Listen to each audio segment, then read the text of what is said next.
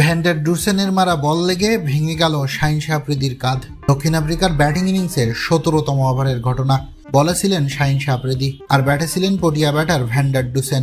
আফ্রিদির ওই বলে উইকেট ছেড়ে এসে সজোরে ব্যাট চালালে সেই বল গিয়ে আঘাত করে শাহিন শাহ আফ্রিদির কাঁধে। বলের গতি এতটাই ছিল যে বল থেকে বাঁচতে হাত উঁচা করলেও বল গিয়ে লাগে তার কাঁধে। তীব্র ব্যথায় কাঁধ ধরে ড্রেসিং রুমের দিকে এগোতে থাকেন শাহিন শাহ আফ্রিদি। সাথে সাথে ফিজিও এসে তাকে প্রাথমিক চিকিৎসা দিতে থাকেন। তখন দৌড়ে এসে শাহিনকে সরি বলতে দেখা যায় ডুসেনকেও। অল্পের জন্য বড় ধরনের দুর্ঘটনা থেকে বেঁচে গেলেন শাহিন শাহ আফ্রিদি।